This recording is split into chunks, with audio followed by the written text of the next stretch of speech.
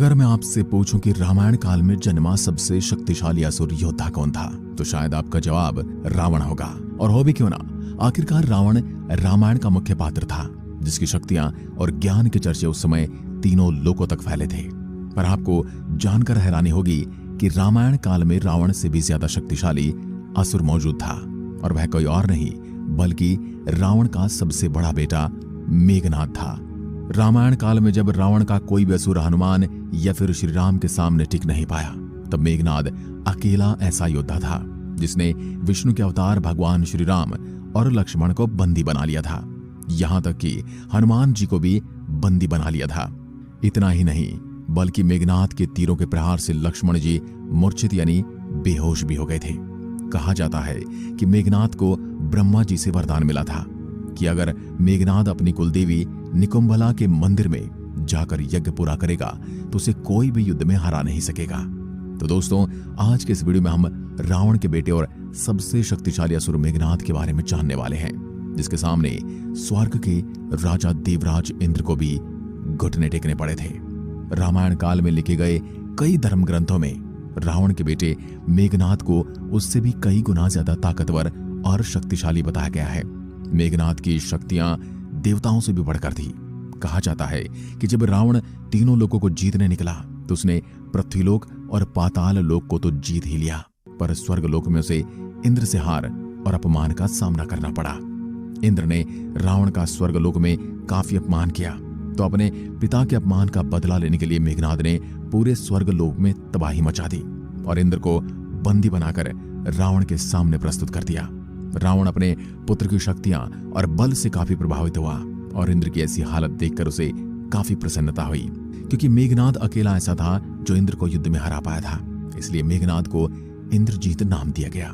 जब इंद्र रावण की कैद में था, तब रावण के कहने पर मेघनाद इंद्र का वध करने ही वाला था। तब इंद्र की रक्षा के लिए स्वयं ब्रह्मा लंका में प्रकट हुए और इंद्र को छोड़ देने के लिए कहा, लेकिन मेघनाद ने इसके लिए ब्रह्मदेव से अमरता का वरदान मांगा। पर ब्रह्मा ने कहा यह वरदान प्रकृति के नियमों के विरुद्ध है, लेकिन क्योंकि ब्रह्मदेव वचन से बंधे थे, इसलिए उन्होंने इंद्रजीत को एक ऐसा वरदान दिया कि उसे मार पाना दूसरे योद्धाओं के लिए लगभग नामुमकिन सा हो गया। ब्रह्मा के वरदान के अनुसार अगर मेघनाद किसी युद्ध से पहले अपनी कुलदेवी प्रत्यांगिरा का यज्ञ करके उनका आशीर्वाद लेगा तो उसे युद्ध में न तो कोई मार सकेगा और न ही कोई हरा सकेगा।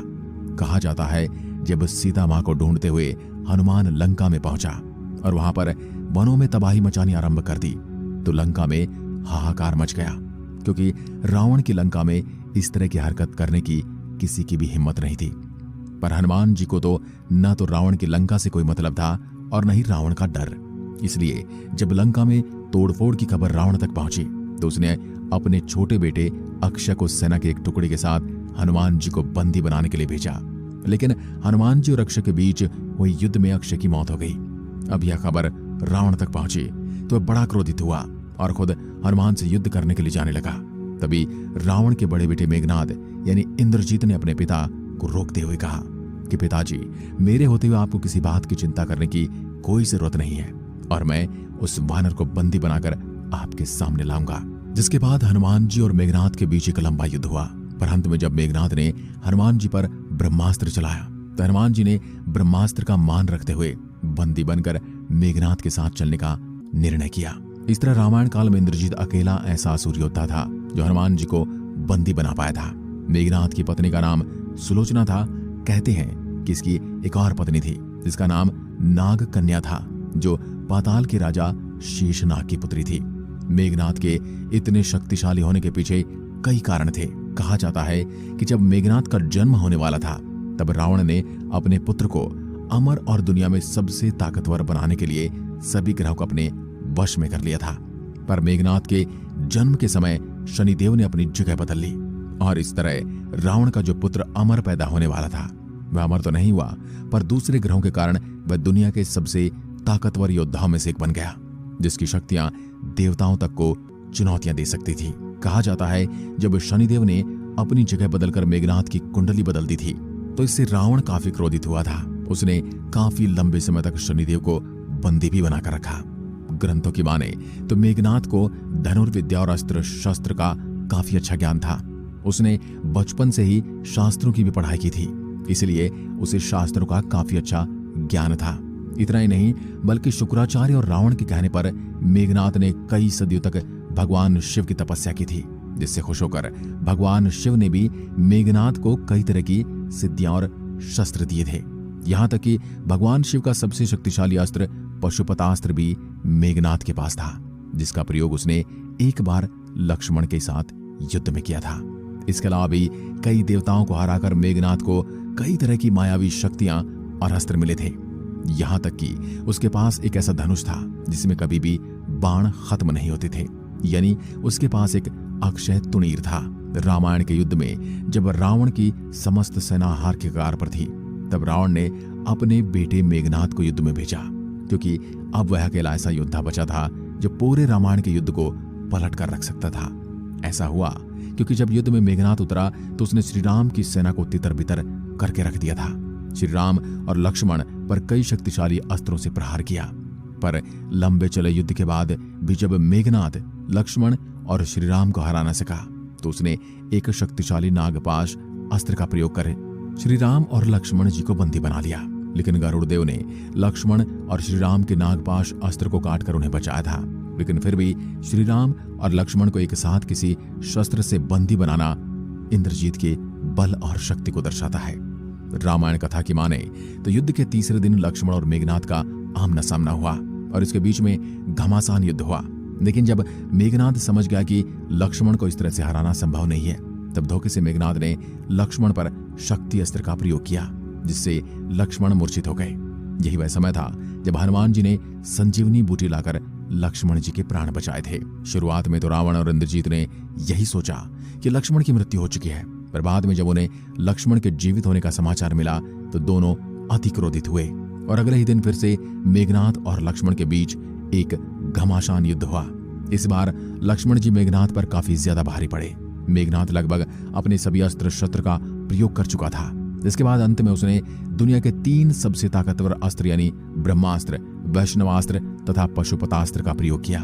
लेकिन ये तीनों अस्त्र ही लक्ष्मण जी को प्रणाम करके लौट गए, जिसको देखकर मेघनाद काफी ज्यादा घबरा गया और अब वह समझ चुका था कि लक्ष्मण कोई साधारण मानव नहीं है, बल्कि लक्ष्मण देवताओं से भी कहीं ज्यादा शक्तिशाली है, जिनके सामने भगवान के अस्त्र भी कुछ नहीं।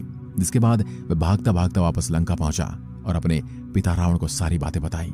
मेघनाद काफी बुद्धिमान भी था, इसलिए वह समझ चुका था कि लक्ष्मण और श्री राम से युद्ध जीतना संभव है। इसलिए उसने रावण को युद्ध रोकने और माता सीता को श्री राम तक सम्मानपूर्वक पहुंचाने की विनती की, पर रावण ने अपने बेटे की कोई भी बात नहीं मानी और कड़े शब्दों में कहा कि क्या तुम लक्ष्मण और राम से डरते हो। मेघनाद समझ चुका था कि ये काल ही है जो रावण से ये सब करवा रहा है। जिसके बाद मेघनाद अपने पिता की आज्ञा मानते हुए दोबारा से युद्ध में उतर गया।